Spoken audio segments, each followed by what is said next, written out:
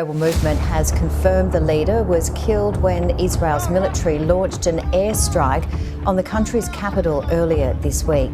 The IDF says it was attacking a Houthi military target in the area.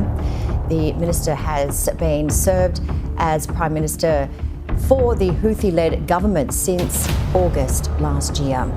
Prime Minister of Yemen's Houthi-Run government killed in an Israeli strike. On the morning of August 30th, the Middle East woke up to a shocking headline. The Prime Minister of Yemen's Houthi-run government, Ahmad Ghaleb al-Rawi, was killed in an Israeli airstrike on the capital city of Sana'a. Several other ministers were also confirmed dead in the same attack, making this one of the most high-profile strikes to hit the Houthis since they took control of Yemen's capital nearly a decade ago. According to the head of the Houthi Supreme Political Council, Mahdi al-Mashat, the strike occurred on Thursday night and left multiple senior officials either dead or wounded. While the Houthis confirmed Rawi's death, they stopped short of providing a full list of casualties, leaving questions about whether other top leaders, including the group's defense minister, were also killed. Israel, for its part, claimed that the strike had specifically targeted the Houthis' chief of staff, their defense minister, and several high-ranking military officials. Israeli officials said they were still verifying the outcome, but Defense Minister Israel Katz wasted no time in celebrating the mission, calling it a crushing blow to the Houthis and warning that it was only the beginning. This strike marks the first time that Israel has managed to eliminate senior officials from the Houthi-run government in Yemen. For many observers, it represents an escalation in the shadow war that has stretched across the region ever since Israel's conflict with Hamas began in Gaza in October 2023. Ahmad Ghaleb al-Rawi had been serving as prime minister for just about a year, but in reality, he was largely seen as a figurehead. The real power within the Houthi movement remained in the hands of the group's core leadership. Rawi's deputy, Mohammed Miftah, was considered the de facto leader even before this strike, and on Saturday, he was officially appointed as the acting prime minister. Rawi's political career had been complicated. He had once been a close ally of Yemen's former president, Ali Abdullah Saleh, the same president who was ousted from Sana'a when the Houthis took control back in 2014. After initially opposing them, Rawi later aligned himself with the Houthis, rising within their ranks until he was handed the symbolic role of prime minister. Now his sudden death raises serious questions about stability inside the Houthi administration. Yemen has already been divided for nearly a decade between two rival governments, the Houthi-run authority in Sana'a, backed by Iran, and the Saudi-supported government operating out of Aden. The Israeli strike on Rawi adds a dangerous new layer to this fragile balance.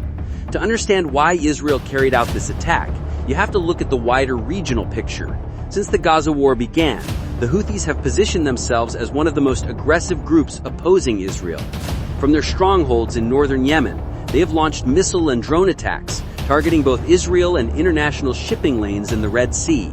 These attacks, the Houthis said, were meant as acts of solidarity with the Palestinians. But for Israel, the threat was direct. Many of the missiles fired from Yemen were aimed at Israeli territory. Most were intercepted, but the message was clear. The Houthis were now part of the battlefield. Israel responded with targeted strikes on the Houthi positions, including attacks on the vital Hudaydah port. Yet until now, those strikes had not claimed figures as senior as a prime minister or cabinet ministers. The assassination of Rawi also follows a pattern. Over the past year, Israel has carried out a series of high-profile assassinations, targeting senior commanders and political leaders of Hamas and Hezbollah in Lebanon. By eliminating these figures, Israel hoped to weaken the network surrounding Iran's regional allies. The strike on Sana'a fits that same strategy, taking out symbolic leaders in order to disrupt and destabilize Iran-aligned forces. But the Houthis are not backing down. In a statement published through their news agency, the group's defense minister, Mohammed al-Atifi, declared that they were ready to confront Israel. Atifi, who leads the Houthis' missile brigade group and is considered their top missile expert, did not directly mention the airstrike. This has led to some speculation. Was his statement recorded before the attack or after? Was he among the targets, and if so, did he survive? At this stage, those questions remain unanswered. What is clear, however, is that the Houthis are vowing revenge.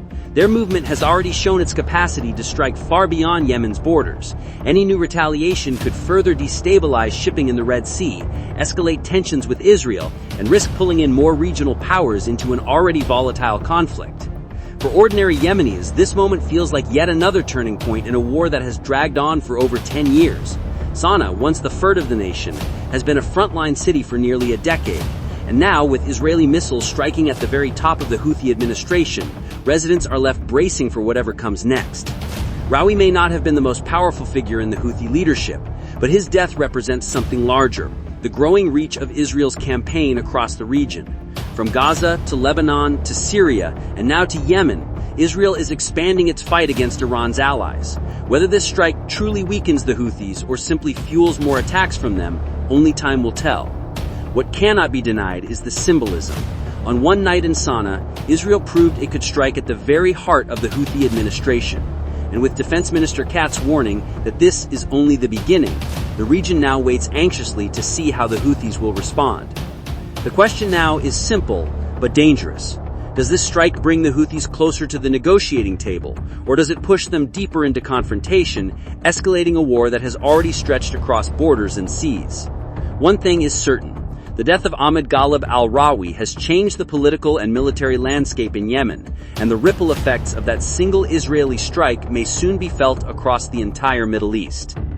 If you found this breakdown important, don't forget to like this video, subscribe for more global updates, and share your thoughts in the comments. Do you think this strike will weaken the Houthis or ignite a new phase of conflict? Stay tuned. We'll keep following this story as it develops.